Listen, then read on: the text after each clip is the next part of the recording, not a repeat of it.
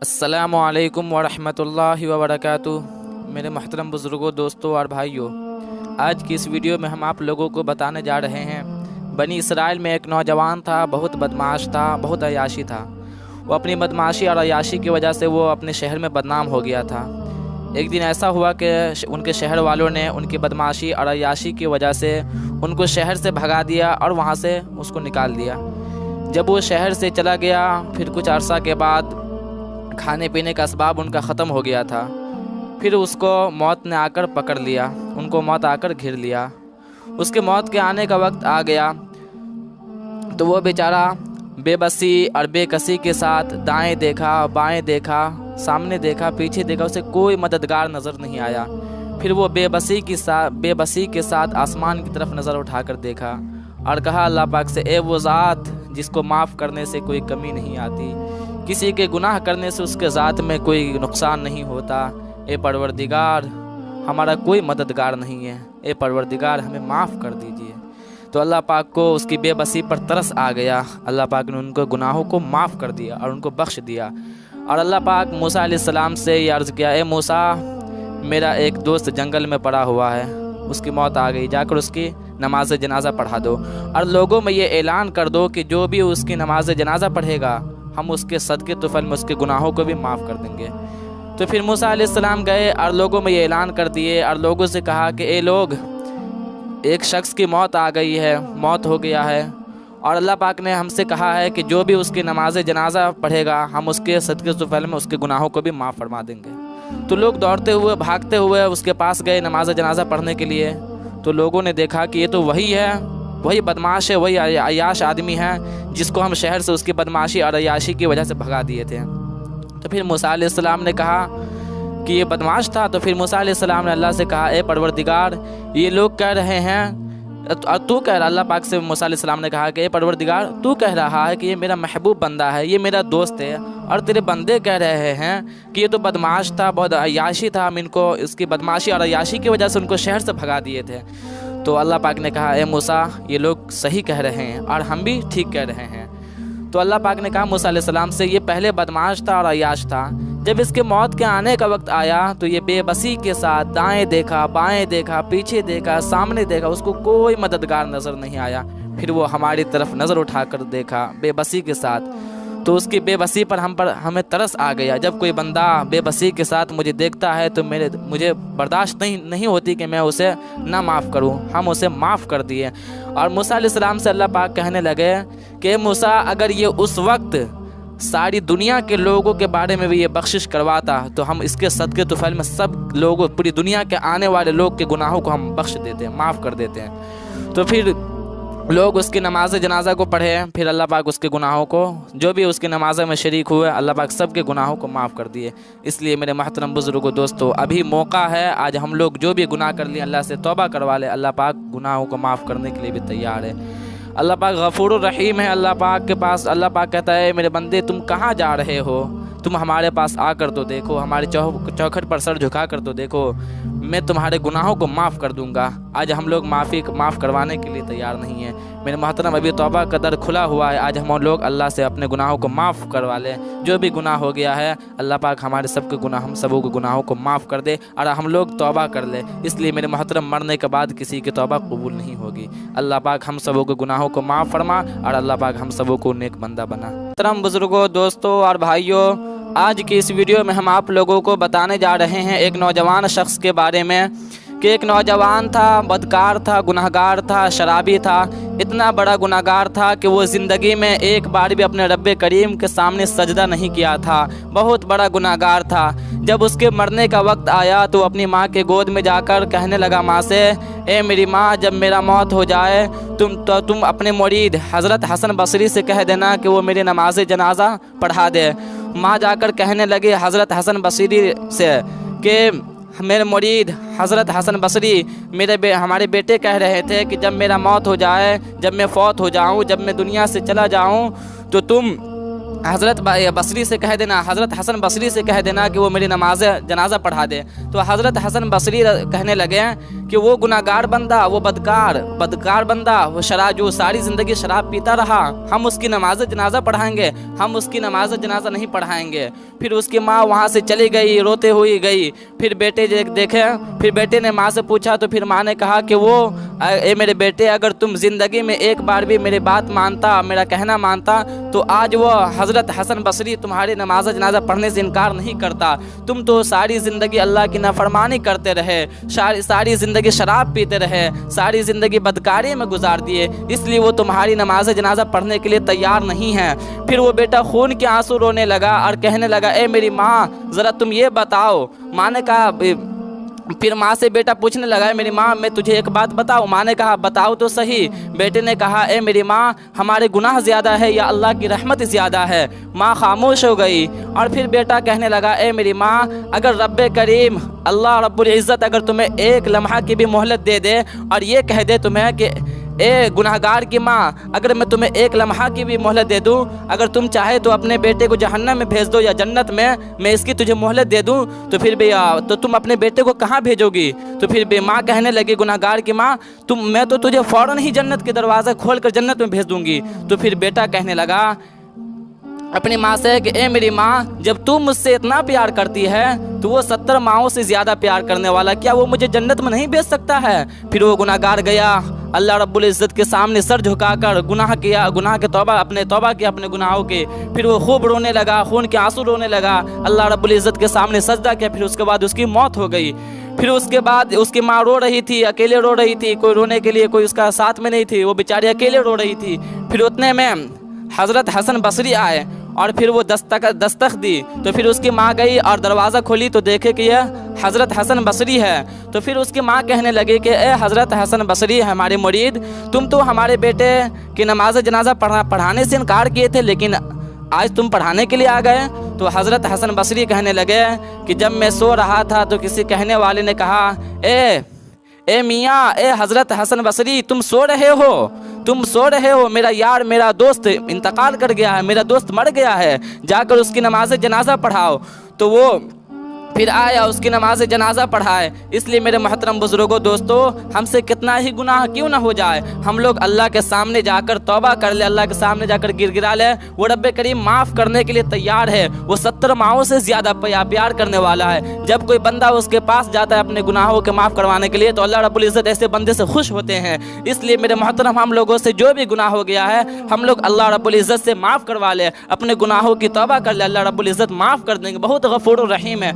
सोचने वाली बात है मेरे मोहतरम बुजुर्गों कि वो बंदा सारी ज़िंदगी अल्लाह की नाफरमानी करता रहा, सारी ज़िंदगी गुनाह करता रहा, सारी ज़िंदगी शराब पीता रहा, यहाँ तक के बताया जाता है कि वो इतना बड़ा गुनाहगार था कि वो अपनी ज़िंदगी में एक बार भी अल्लाह रब्बुल इज़्ज़त के सामने सजदा नहीं किया था।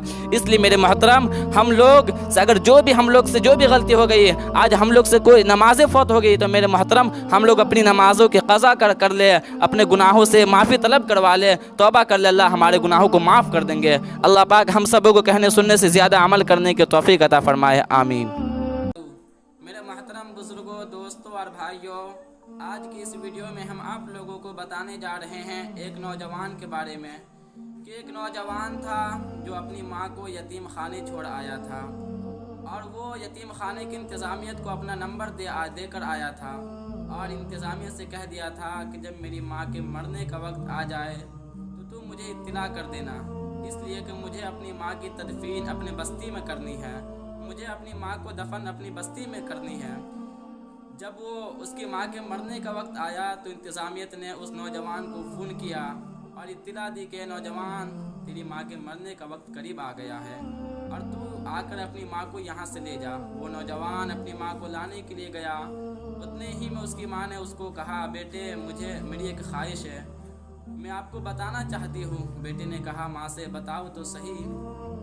माँ ने कहा, ए बेटे, यतीम खाने के कुछ पंखे ख़राब है, मेरी मौत के बाद, मुझे मरने के बाद तू इस पंखे को ठीक करा देना।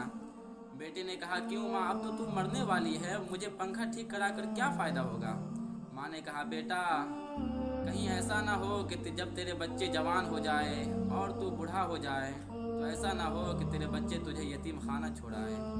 مجھے برداشت نہیں ہوگی بیٹے، مجھے قبر میں بھی نیند نہیں آئے گی جب تو یتیم خانے میں سو رہا ہوگا، شدت کی گرمی ہوگی اور تو اس میں پریشان رہے گا، مجھے نیند نہیں آئے گی قبر میں۔ اس لیے بیٹے تو اپنے لیے پنکھے کو ٹھیک کرا لینا، میرے لیے نہیں بیٹے، تم اپنے لیے پنکھا ٹھیک کرا لینا۔ وہ نوجوان جب اس کی ماں مر گئی تو وہ نوجوان اپنی ماں کے قرآن خوانی پر کھانے بنانے والے سے کہا کہ اے کھانے بنانے والے، تم میری ماں کے قرآن خوانی پر 100 دیگ کھانا بنانا۔ او کمبخت نوجوان، تیری ماں دنیا میں پریشان رہی، ٹھنڈے پانی کے لیے ترستی رہی، سوکھی روٹی کے ٹکڑے کے لیے ترستی رہی، اور تو اپنی ماں کو یتیم خانے چھوڑ آیا، اور تو آج اس کی موت پر تو قرآن خوانی کر رہا ہے اور 100 دیگ کھانے بنا کر لوگوں کو کھلا رہا ہے۔ او نوجوان میرے بھائی اور دوستو، ایسا ہرگز نہ کرنا، اپنے ماں باپ کو بوجھ نہ سمجھنا میرے محترم، اپنے ماں باپ کو بوجھ نہ سمجھنا۔ ماں بہت بڑی دولت ہے میرے محترم، مال و دولت سے زیادہ قیمتی ہے میرے بھائی ماں باپ کا مل جانا، یہ بہت بڑی بات ہے۔ ایک مرتبہ صحابہ کرام رضی اللہ تعالی عنہ نے پوچھا کہ یا رسول اللہ، مجھے کیسے پتہ چلے گا، مجھے کیسے معلوم ہوگا کہ دنیا میں کون شخص جنتی اور کون شخص جہنمی ہے؟ نبی اکرم صلی اللہ علیہ وسلم نے فرمایا، اے میرے صحابہ، جب تو دیکھے کہ اس کے والدین اپنے بال بچے سے خوش ہے، اس کے والدین اپنے بال بچوں سے خوش ہے، راضی ہے، تو تم سمجھ لینا کہ وہ شخص جنتی ہے۔ ایسے اولاد جنتی ہے جس کے والدین اپنے اولاد سے خوش رہے، سمجھ لینا کہ وہ شخص جہنمی ہے اور جنتی ہے۔ اور سمجھ لینا کہ اگر کسی کا والدین اپنے بال بچے سے ناراض ہے تو تم سمجھ لینا کہ وہ شخص جہنمی ہے۔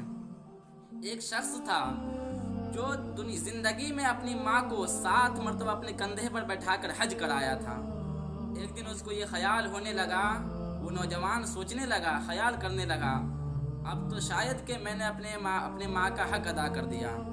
تو ایک دن وہ نوجوان سو رہا تھا، سکون کی نیند سو رہا تھا، تو کسی کہنے والے نے کہا، اے نوجوان، تو خیال کر رہا ہے کہ میں نے اپنے ماں کا حق ادا کر دیا؟ جب تو بچہ تھا، ٹھنڈی کا موسم تھا، بارش ہو رہی تھی اور تو بستر پر سویا ہوا تھا، تجھے پخانہ آیا اور تو نے بستر پر پخانہ کر دیا۔ جب تجھے پخانہ آیا اور تو بستر پر پخانہ کر دیا تو تیری ماں نے ٹھنڈے پانی سے اس بستر کو دھو دی اور اس بستر کو چارپائی پر بچھا دی، اور تیری ماں اس بستر پر خود بھیگے بستر پر، ٹھنڈے بستر پر خود سو گئی اور تجھے اپنی سینے پر سلا لی۔ تو نے تو اس رات کا بھی حق ادا نہیں کیا، تو تو اپنے ماں باپ کا کیسے حق ادا کر دیا؟ تو اپنی ماں کا کیسے حق ادا کر دیا؟ معلوم ہوا کہ ماں باپ کی جتنی بھی خدمت کی جائے، اپنے والدین کی جتنی بھی خدمت کی جائے کم ہے۔ اس لیے میرے محترم بزرگ اور دوستو، خوش قسمت لوگ، نیک بخت لوگ وہ ہے جو اپنے ماں باپ کو راضی کر اپنے رب کو راضی کر لے۔ اے میرے محترم بزرگوں دوستو، ایک نوجوان نے کہا، یا رسول اللہ، حج کرنا بہت بھاری ہو گیا ہے۔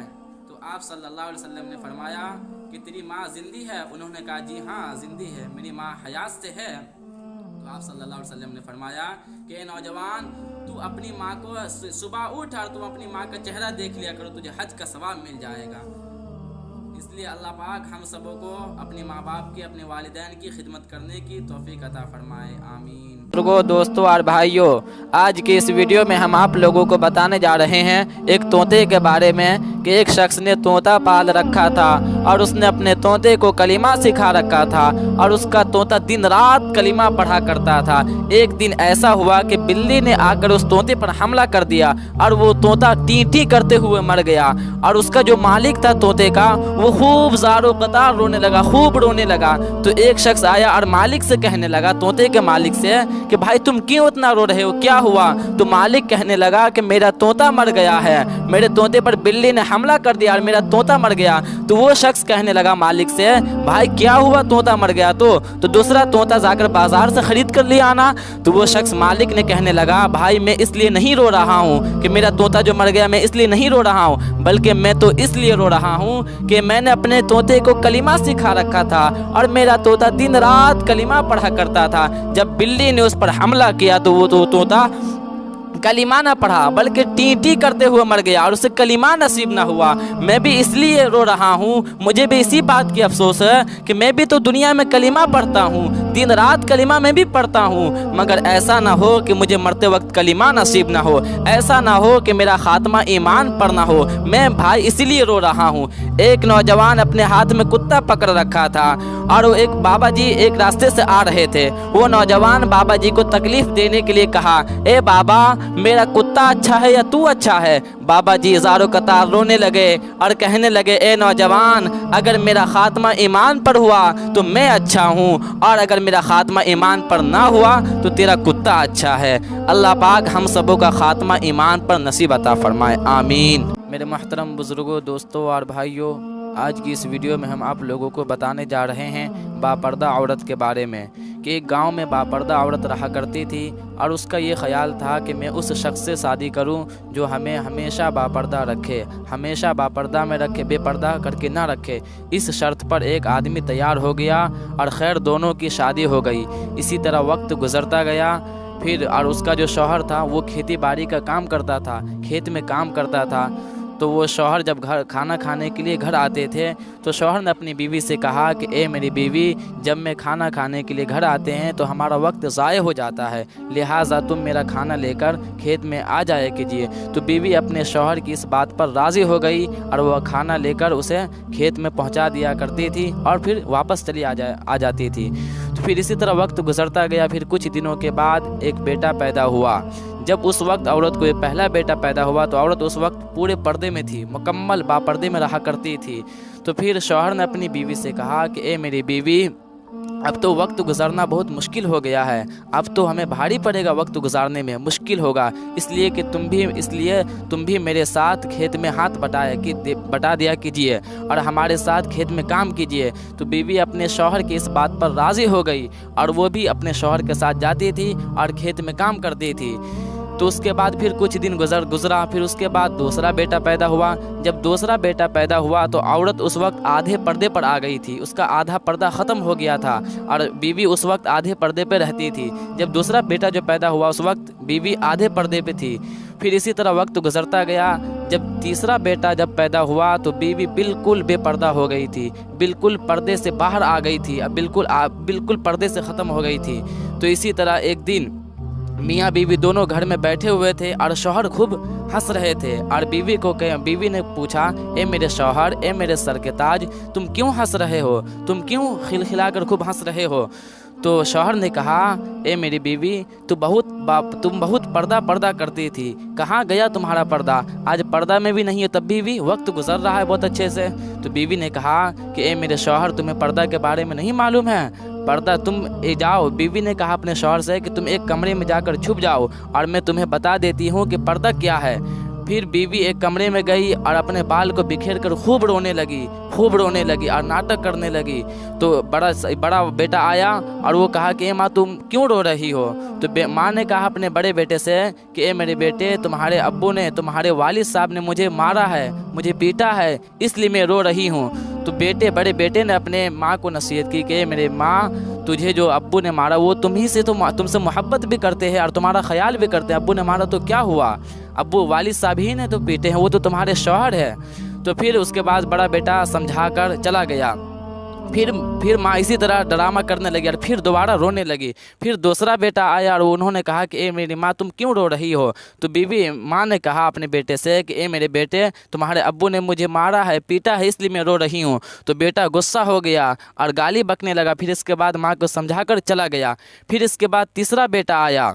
फिर माँ को कहा कि फिर माँ इसी तरह रोने लगी। तो फिर माँ से पूछा बेटे ने कि ए माँ, तुम क्यों रो रही हो? तो माँ ने कहा कि ए मेरे बेटे, तुम्हारे अब्बू ने मुझे मारा है, पीटा है, इसलिए मैं रो रही हूँ। फिर जब तीसरा बेटा जो था वो खूब गुस्सा गया और डंडा लिया और बाप के पास गया और बाप की खबर के लिए कि उन्होंने तुम्हें क्यों मारा है। खूब गुस्सा हुआ, खूब गाली दिया। इसी तरह फिर बीवी ने कहा अपने शौहर से कि मेरे शौहर तुम इधर आओ। फिर अपने शौहर को बुलाए और उसे कहा कि जब मेरा बड़ा बेटा जब पैदा हुआ था तो मैं उस वक्त मुकम्मल पर्दे में थी, इसलिए जब मैं रो रही थी तो बड़ा बेटा आया, मुझे समझा कर चला गया, अच्छी तरह से समझा कर चला गया, और तुम्हें कुछ गाली गलौज भी नहीं दिया, तुमको बुरा भला भी नहीं कहा, वो प्यार से समझा कर चला गया। इसलिए कि जब वो पैदा हुआ था तो मैं उस वक्त मुकम्मल पर्दे में थी, बापर्दे में रहा करती थी। जब दूसरा बेटा जब पैदा हुआ तो मैं उस वक्त आधे पर्दे पर आ गई थी, तूने मुझे आधे पर्दे पर ले आए थे, इसलिए जब दूसरा बेटा जो था वो तुम्हें कुछ बुरा भला बोला, फिर समझा कर वापस चला गया। और जब मुझे तीसरा बेटा जो पैदा हुआ था तुमने मुझे उस वक्त बिल्कुल पर्दे से बाहर कर दिए थे, इसलिए तीसरा बेटा ने भी तुम्हारे पर्दे का ख्याल नहीं किया। इसलिए मेरे भाइयों, अपनी बीवी जब शादी करके लाओ तो अपनी बीवी को मुकम्मल पर्दे में रखो, वो मुकम्मल पर्दे में रहेगी। जब तुम्हारा बेटा होगा या बेटी होगी तो तुम्हारी इज्जत करेंगे, अपने माँ बाप का ख्याल करेंगे, अपने बाप के भी इज्जत का ख्याल करेंगे। इसलिए मेरे भाइयों, अपनी बीवी को पर्दे में रखा कीजिए, इसलिए कि पर्दा औरत की फितरत तकाज़ा है। अल्लाह ताला हम सबको कहने सुनने से ज़्यादा अमल करने की तौफीक अता फरमाए, आमीन। मेरे भाइयों और बुज़ुर्गों, अल्लाह तबारक व तआला का बहुत बड़ा एहसान व करम हुआ कि अल्लाह पाक ने हम लोगों को इंसान बनाया, और अल्लाह पाक का ये भी बहुत ज़्यादा करम हुआ कि अल्लाह पाक ने हम लोगों को ईमान वाला बनाया। मेरे भाई और बुज़ुर्गों, ईमान वाला बहुत ही कीमती हैं। आज हम लोग अपनी कीमती को भूले हुए हैं। तो मेरे भाइयों, आज हम लोग तो मुसलमान हो चुके हैं, मगर मेरे भाइयों नमाज का पता नहीं, मसला का पता नहीं, ज़कात का पता नहीं, हज का पता नहीं। आज लोग बोलते हैं कि अल्लाह ने मुझे हज करने की तौफीक नहीं दी, अल्लाह ने मुझे नमाज पढ़ने की तौफीक नहीं दी, अल्लाह ने मुझे कुरान पाक पढ़ने की तौफीक नहीं दी। मेरे भाई और बुज़ुर्गों, तौफीक असबाब के हासिल हो जाने का नाम नहीं है मेरे भाइयों, तौफीक अमल करने का नाम नहीं है मेरे भाइयों, बल्कि तौफीक असबाब के हासिल हो जाने का नाम तौफीक है। अगर किसी को अल्लाह ने 2 पाँव दी है तो उसे अल्लाह ने मस्जिद जाने की तौफीक दे दी। अगर किसी को अल्लाह ने 2 आँखें दी है तो अल्लाह ने उसे कुरान पाक देखकर पढ़ने की तौफीक दे दी। अगर किसी को अल्लाह ने माल दौलत से नवाजा है तो अल्लाह ने उसे हज करने की तौफीक दे दी। तो मेरे भाइयों, अगर किसी को अल्लाह ने माल दौलत से नवाजा है, अगर वो हज नहीं करेंगे तो मेरे भाइयों क़यामत के दिन अल्लाह पाक पूछ बैठेंगे तो हम क्या जवाब देंगे मेरे भाइयों। इसलिए अल्लाह ने जिसे माल दौलत से नवाजा है तो मेरे भाइयों वो हज करे। अगर किसी को अल्लाह ने 2 पाँव दी है तो वो मेरे भाइयों मस्जिद जाया करो। इसलिए मेरे भाइयों, अगर मुझे अल्लाह ने 2 पाँव दिए, अगर हम मस्जिद नहीं जाएंगे, नमाज नहीं पढ़ेंगे तो मरने के बाद मेरे भाइयों हमसे पूछोगी तो हम क्या जवाब देंगे। आज लोग बहाना करते हैं कि अल्लाह ने मुझे कुरान पढ़ने की तौफीक नहीं दी। अल्लाह ने जिसे 2 आँखें दे दी, अल्लाह ने कुरान पढ़ने की तौफीक दे दी। मेरे भाइयों, कब्र में जब कोई बदकिरदार रखा जाता है तो वो कहती तेरा आना ना मुबारक हो, बुरा किया जो तू मेरे पास आया। जब तू ज़मीन पे चलता था तो मुझे सबसे ज़्यादा तुझे से नफ़रत थी, आज जब तू मेरे हवाले हुआ है तो देख मैं तेरे साथ कैसी बर्ताव करती हूँ। मेरे भाइयों, जब कोई गुनहगार बदकार उस जगह रखा जाता है तो मेरे भाइयों कब्र उसको इस तरह दबाती है कि एक पसलियाँ दूसरी पसलियाँ में घुस जाती हैं और उस पर 70 अज़दहे मुसल्लत कर दिया जाता है। मेरे भाइयों बोलते हैं कि उनमें से एक भी अज़दहा अगर ज़मीन पर फूंक मार दे तो उनकी असर से मेरे भाइयों क़यामत तक घास नहीं उगेगी। आज हम लोग परेशान हैं। आज हम लोग परेशान क्यों हैं मेरे भाइयों? आज हम लोग अल्लाह के हुक्म को तोड़ रहे हैं, नबी के तरीके पर नहीं चल रहे हैं। अब बोलते हैं कि हमारे नबी ने फरमाया कि 2 चीज़ों को अपना लो, तुम्हारी दुनिया भी बन जाएगी और आखिरत भी बन जाएगी। एक तो अल्लाह के हुक्म को अपना लो और नबी पाक सल्लल्लाहु अलैहि वसल्लम का मुबारक तरीके को अपना लो। मेरे भाइयों, दुनिया में भी कामयाब और आखिरत में भी कामयाब। बहुत ही आसान है मेरे भाइयों। अल्हम्दुलिल्लाह वहदा वस्सलातु वस्सलामु अला मन ला नबिय्य बअदा व अला आलिहि व सहाबिहि व ज़ुर्रिय्यतिहि अजमईन, अम्मा बाद। अऊज़ु बिल्लाहि मिनश शैतानिर रजीम, बिस्मिल्लाहिर रहमानिर रहीम। कुल्लु नफ्सिन ज़ाइक़तुल मौत व इन्नमा तुवफ़्फ़ौना उजूरकुम यौमल क़ियामह फ़मन ज़ुहज़िहा अनिन नारि व उदख़िलल जन्नत फ़क़द फ़ाज़ व मल हयातुद दुनिया इल्ला मताउल ग़ुरूर। व क़ाला नबिय्यु सल्लल्लाहु अलैहि वसल्लम इन्नद दुनिया खुलिक़त लकुम व लकुम खुलिक़तुमुल आखिरह औ कमा क़ाला अलैहिस्सलातु वस्सलाम। सदर मुहतरम और सामीन किराम, आज मैं आप हज़रात के सामने एक ऐसा मौज़ू, एक ऐसा उन्वान, एक ऐसा मसला और एक ऐसा नज़रिया इंशाअल्लाह बयान करने की कोशिश करूँगा जो इख्तिलाफ से बालातर है। मेरे दोस्तों, दुनिया में हर मसले, हर फ़लसफ़े और हर नज़रिए पर इख्तिलाफ मौजूद है। مگر دنیا کا کوئی بھی قوم، دنیا کا کوئی بھی فرد اور دنیا کی کوئی بھی حکومت و سلطنت اس بات کا انکار کرنے والی نہیں ہے۔ آپ کو دنیا میں ایسے لوگ بھی مل جائیں گے جو خدائے واحد کا انکار کرتے ہیں، آپ کو دنیا میں ایسے لوگ بھی مل جائیں گے جو آسمانی کتابوں کا انکار کرتے ہیں، آپ کو دنیا میں ایسے لوگ بھی مل جائیں گے جو جزا اور سزا کا انکار کرتے ہیں، آپ کو دنیا میں ایسے لوگ بھی مل جائیں گے جو انبیاء کرام کا انکار کرتے ہیں، آپ کو دنیا میں ایسے لوگ بھی مل جائیں گے جو قبر اور حشر، جنت اور دوزخ کا انکار کرتے ہیں، مگر دنیا میں آپ کو کوئی بھی ایسا شخص نہیں ملے گا جو اس چیز کا انکار کرتا ہو۔ وہ چیز کیا ہے؟ وہ ہے موت۔ موت کا کوئی شخص انکار کر ہی نہیں سکتا، کیونکہ موت ایک بدیہی حقیقت ہے، موت ایک اٹل حقیقت ہے، موت ایک ناقابل تردید حقیقت ہے، موت ایک نہ بدلنے والا فیصلہ ہے۔ ہر شخص کو اس بات پر یقین ہے کہ جب موت کے آنے کا وقت آ گیا وہ آ جائے گی، نہ تو اسے بادشاہوں کے قلعے روک سکتے ہیں اور نہ ہی بلند و بالا عمارتیں اور دیواریں اس کی راہ میں حائل ہو سکتی ہے۔ ہر شخص کو اس بات پر یقین ہے کہ موت نہ تو فرعون جیسے متکبر کو چھوڑتی ہے اور نہ ہی موسیٰ جیسے کلیم اللہ کو چھوڑتی ہے۔ ہر شخص کو اس بات پر یقین ہے کہ موت نہ تو نمرود جیسے مردود کو بخشتی ہے اور نہ ہی ابراہیم جیسے خلیل اللہ کو بخشتی ہے۔ ہر شخص کو اس بات پر یقین ہے کہ موت کی نظر میں افلاطون، ارسطو اور لقمان جیسے بڑے بڑے حکیم اور ابو جہل اور ابو لہب جیسے بڑے بڑے نادان برابر ہیں۔ ہر شخص کو اس بات پر یقین ہے کہ موت سے نہ تو ابو بکر اور عمر محفوظ رہ سکے اور نہ ہی کائنات کے سردار جناب رسول اللہ صلی اللہ علیہ وسلم محفوظ رہ سکے۔ ہر شخص کو یقین ہے کہ نبی ہے تو موت آئے گی، ولی ہے تو موت آئے گی، قطب ابدال ہے تو موت آئے گی، عالم ہے تو موت آئے گی، جاہل ہے تو موت آئے گی۔ ہر شخص کو اس بات پر یقین ہے کہ بادشاہ ہے تو موت آئے گی، عاقل ہے تو موت آئے گی، پاگل ہے تو موت آئے گی، غریب ہے تو موت آئے گی، قوی و طاقتور ہے تو موت آئے گی، ضعیف و ناتوا ہے تو موت آئے گی، گھاس بھوس کی جھوپڑی میں رہنے والا ہے تو موت آئے گی، محلوں میں زندگی گزارنے والا ہے تو اسے بھی موت آئے گی۔ ہر شخص کو موت آئے گی، دنیا کا ہر شخص اور دنیا کا ہر جاندار کو موت آئے گا۔ مسند ابو یعلا کے ایک حدیث میں آتا ہے کہ جب سب لوگ مر جائیں گے تو ملک الموت اللہ تبارک و تعالیٰ کی بارگاہ میں حاضر ہو کر عرض کرے گا، اے پروردگار، دنیا کے سب لوگ مر گئے سوائے ان لوگوں کو جن کو آپ نے نہیں چاہا۔ تو ملک الموت تو اللہ پاک دریافت جاننے کے باوجود پوچھیں گے، بتاؤ اب کون بچا ہے؟ تو ملک الموت کہے گا، بس آپ باقی رہ گئے ہیں جن کو کبھی موت نہیں آئے گی، اور ایک میں ہوں اور آپ کا عرش اٹھانے والے فرشتے باقی رہ گئے ہیں اور جبرائیل اور میکائیل رہ گئے ہیں۔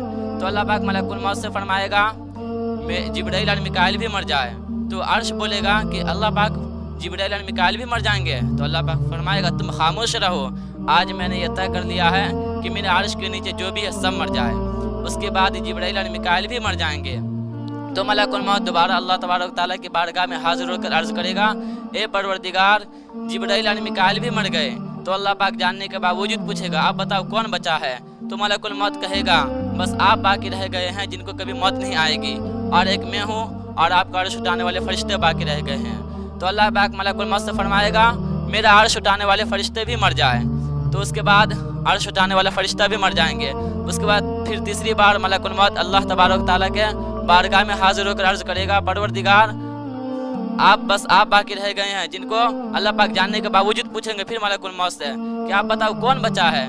تو ملک الموت کہے گا، بس آپ باقی رہ گئے ہیں جن کو کبھی موت نہیں آئے گی، اور ایک میں ہوں۔ تو اللہ پاک فرمائے گا، ملک الموت، جس کام کے لیے ہم نے تم کو پیدا کیا تھا اس کو تم نے پورا کیا، اب تم بھی مر جاؤ۔ اس کے بعد ملک الموت بھی مر جائے گا۔ اس کے بعد اللہ پاک اکیلا بچیں گے، اللہ کے سوا کوئی نہیں رہے گا۔ اللہ پاک جیسے ازل میں تھا ویسے ہی آپ ابد میں رہیں گے، اللہ کے سوا کوئی باقی نہیں رہے گا۔ تو اس کے بعد اللہ تبارک تعالیٰ زمین و آسمان کو 3 مرتبہ پھیلائے اور لپیٹے گا، اور اللہ پاک خود ہی فرمائے گا، للہ الواحد القہار، اس اکیلے اللہ کی حکومت ہے۔ جس انسان کو اپنے مال و دولت پر بڑا ناز تھا، جس انسان کو اپنے کاروبار پر بڑا ناز تھا، جس انسان کو اپنی فیکٹری پر بڑا ناز تھا، جس انسان کو اپنی صلاحیت اور قابلیت پر بڑا ناز تھا، جس انسان کو اپنی فیکٹری اور اپنی کار اور کوٹھیوں پر بڑا ناز تھا، آج وہ سیدھا گلی سری ہڈیوں کے ڈھانچے کی صورت میں پڑا ہوگا۔ وہ انسان جو بہت بڑی بڑی بول بولتا تھا، وہ انسان جس کی زبان ٹر ٹر چلتی تھی، جو ہر چیز میں اپنا حق جتلاتا تھا، قیامت کے دن اس پر حیت طاری ہوگی، اعلان کے جواب میں کچھ کہہ نہ سکے گا، فضائے عالم یہ اعلان بار بار گونجے گا۔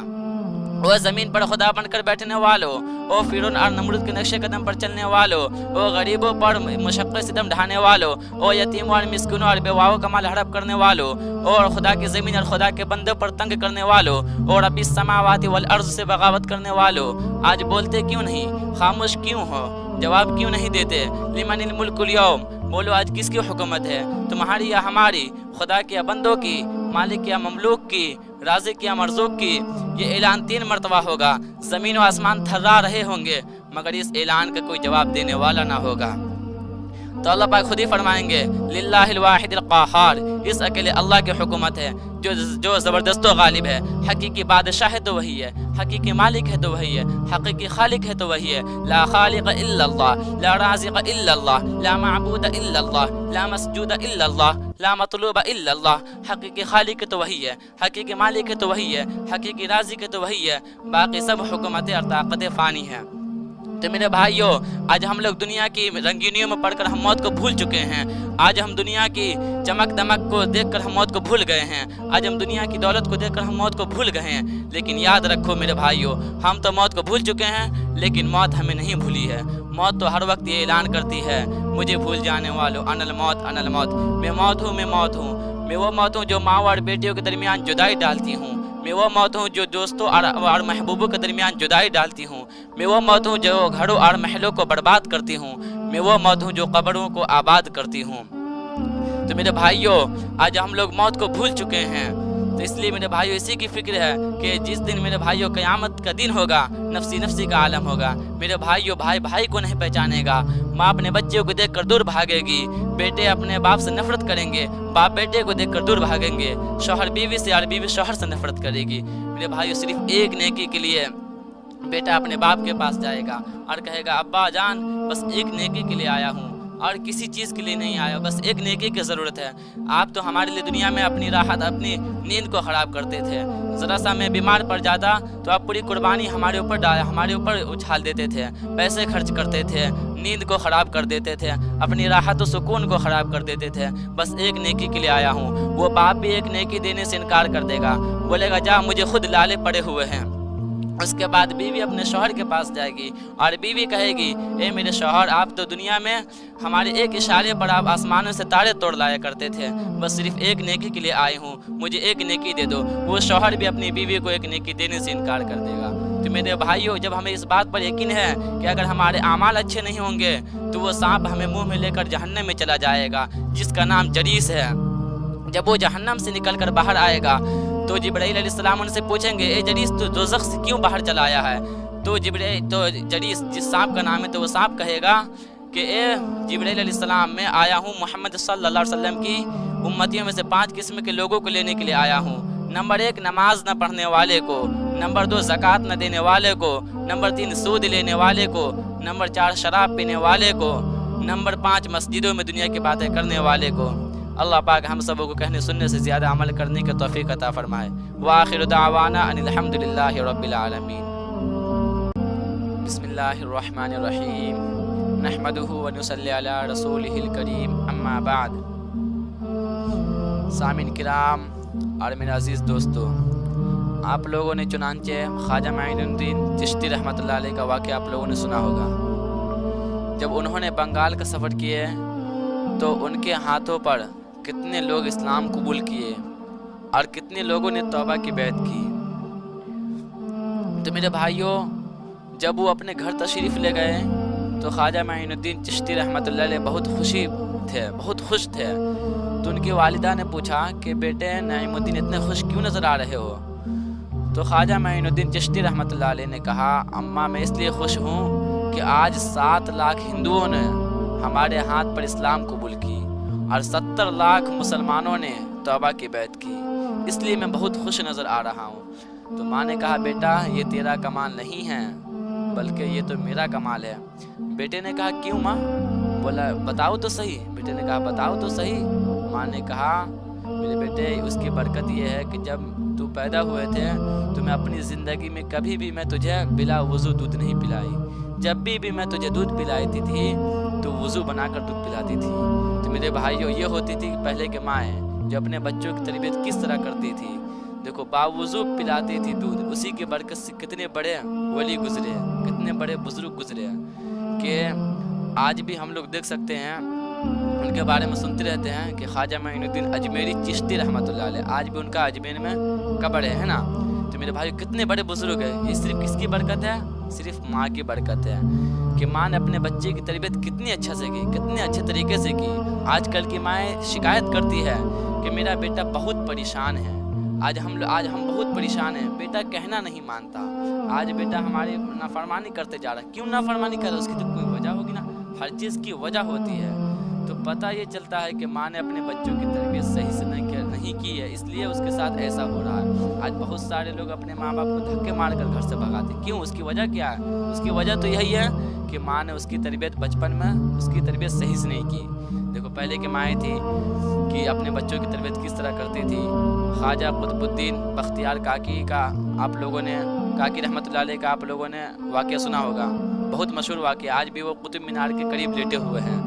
جب حضرت خواجہ قطب الدین بختیار کاکی رحمۃ اللہ علیہ پیدا ہوئے تو ان کے والدین آپس میں بیٹھ کر مشورہ کر رہے تھے کہ اپنے بچے کو نیک کیسے بنایا جائے، اچھا کیسے بنایا جائے۔ دیکھو پہلے کے مائیں ہوا کرتی تھی کہ اپنے بچوں کے لیے مشورہ کیا کرتی تھی کہ اپنے بچے کو نیک کیسے بنائیں، اچھا کیسے بنائیں۔ آج کل کی مائیں، آج کل کے باپ سوچتے ہیں کہ اپنے بچے کو انجینئر کیسے بنایا جائے، اپنے بچے کو بڑے سے بڑے ڈاکٹر کیسے بنایا جائے، اپنے بچے کو ڈاکٹر کیسے بنایا جائے، اپنے بچے کو دین سے کیسے، دنیا میں کیسے پیسہ کمانے والا بنائے، دنیا میں کیسے کامیاب بنائے، اپنے بچے کو کس اچھی نوکری کس طرح دلائے۔ تو دیکھو آج کل کے ماں باپ ہوتی ہے اپنے بچے کو کالج میں بھیج دیتے ہیں، اسکولوں میں بھیج دیتے ہیں کہ ہمارے بچے کو اچھی نوکری لگے گی، بچے اچھے پیسے کمائیں گے۔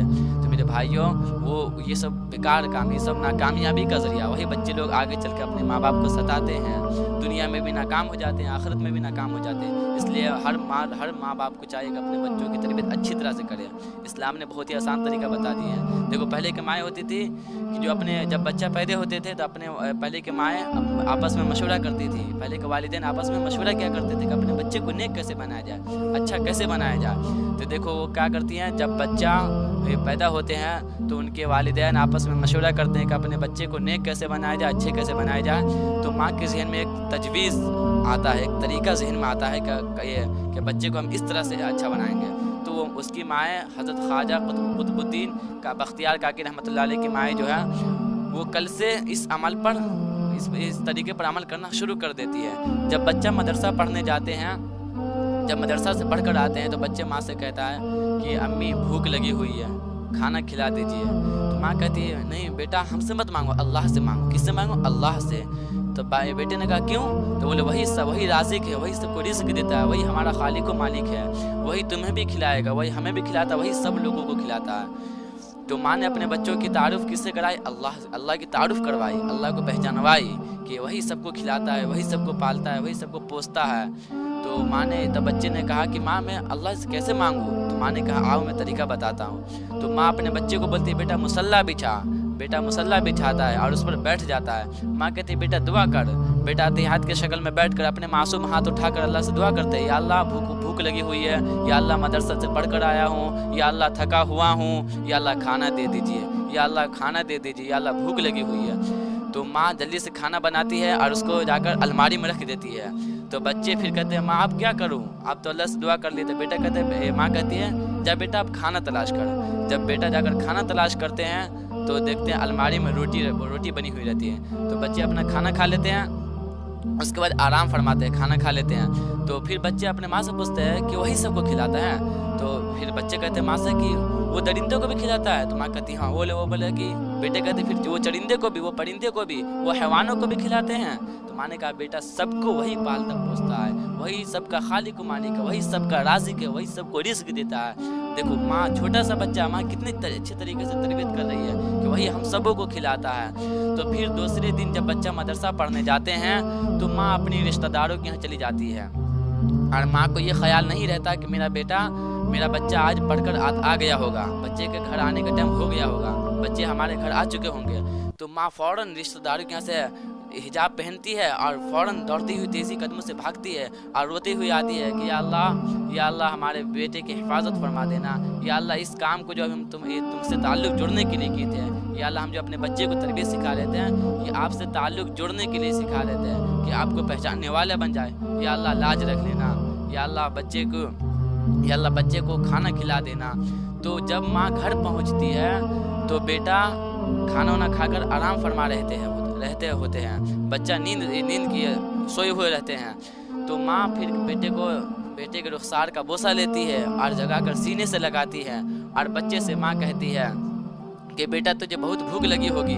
बेटे कहता है कि नहीं माँ, मैं खाना खा लिए हैं। तो माँ पूछती कैसे बेटा? तो बोलती है कि माँ मैंने मुसल्ला बिछाए और अल्लाह से दुआ की, या अल्लाह मैं मदरसा से पढ़कर आया हूँ, या अल्लाह भूख लगी हुई, या अल्लाह थका हुआ भी हूँ, या अल्लाह खाना दे दीजिए। तो अल्लाह जब हम जाकर घर में तलाश किए तो घर में खाना रखा हुआ था। तो उसके बाद हमने खाना खा लिया। तो माँ जब बच्चा खाना खा लेते हैं तो माँ उससे कहती है कि अच्छा आपने खाना खा लिया? तो बेटे कहते हैं हाँ हमने खाना खा लिए हैं। तो माँ बहुत खुश होती है। माँ बोलती कैसे खाना खा लिया? माँ ने पूछी कि कैसा खाना था? बच्चे कहते हैं कि अपनी ज़िंदगी में ऐसा खाना कभी नहीं खाए थे हम, जितना मज़ा आज के खाने में आया इतना मज़ा हम आज के अलावा हमें कोई खाना में नहीं आया था। देखो इस तरह से पहले की माएँ तैयार अल्लाह से ताल्लुक़ जुड़वाती थी, अल्लाह का तारुफ करवाती थी, अल्लाह को पहचानवाती थी, तब न जाके बच्चे सब बड़े बड़े वली बने, नेक बने। तो मेरे भाइयों आजकल की भी माँ को और मर्द को चाहिए, अब माँ बाप को चाहिए कि अपने बच्चों की तरबियत इस तरह से करें, है ना। तरबियत करने का बहुत ही आसान तरीका है, क्योंकि दीन मेरे भाइयों बहुत ही आसान है। दीन में हर चीज़ का, इस दीन पे जो आदमी चलता है तो आदमी कामयाब ही कामयाब है ना।